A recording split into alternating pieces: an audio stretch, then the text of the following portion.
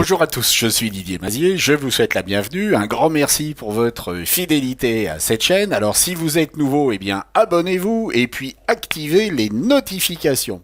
Et puis si vous êtes un ancien ou un nouveau ou un futur ancien ou un futur nouveau, eh bien à ce moment-là, ce qu'il faut faire, c'est partager ces vidéos sur tous les réseaux sociaux, sur LinkedIn, sur Facebook, sur Instagram, sur Twitter, et puis que sais-je encore.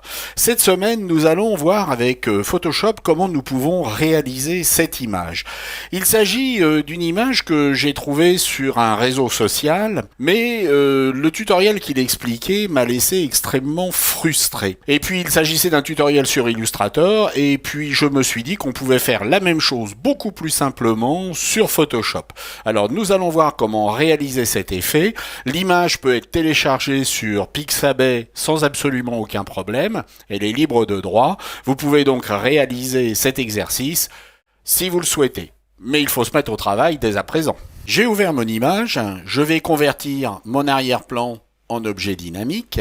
Et je vais créer un autre objet dynamique par copier, c'est-à-dire que lorsque je ferai des modifications sur cet objet dynamique, eh bien elles n'affecteront pas cet autre objet dynamique. L'effet que nous allons utiliser ne peut s'appliquer que sur une image en niveau de gris. Or, nous voulons que notre image soit en couleur si nous voulons avoir notre fond jaune et puis notre typographie dans les tons plus chauds. Alors, ce que nous allons faire, c'est tout simplement ouvrir cet objet dynamique. Nous allons convertir notre image en niveau de gris et nous allons pouvoir appliquer notre effet. Il s'agit d'un filtre que nous allons trouver dans la galerie de filtres.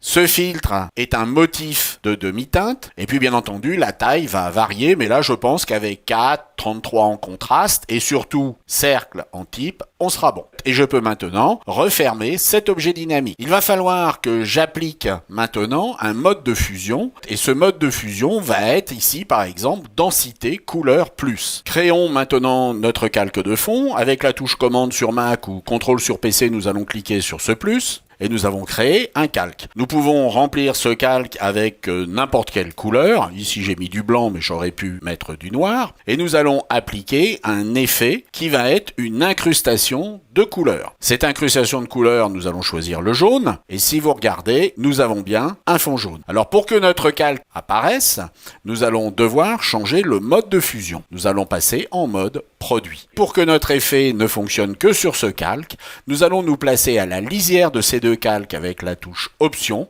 et nous allons cliquer à cette lisière. Il ne nous reste qu'à ajouter notre typo. Pour gagner du temps, j'ai saisi ma typo, je me suis placé au fer à droite et j'ai également légèrement réduit l'interligne entre ces textes. Si vous allez dans le menu propriétés, vous voyez la couleur que j'ai utilisée et également vous constatez que j'ai utilisé un interligne de 48, ce qui est moins que ce qui est prévu en automatique. Et nous avons donc réalisé cette image très simplement, très rapidement, avec toutefois un objet dynamique pour contourner le problème qu'on aurait eu en appliquant les trames de demi-teinte sur une image qui n'aurait pas été en niveau de gris. Nous sommes sortis du pétrin.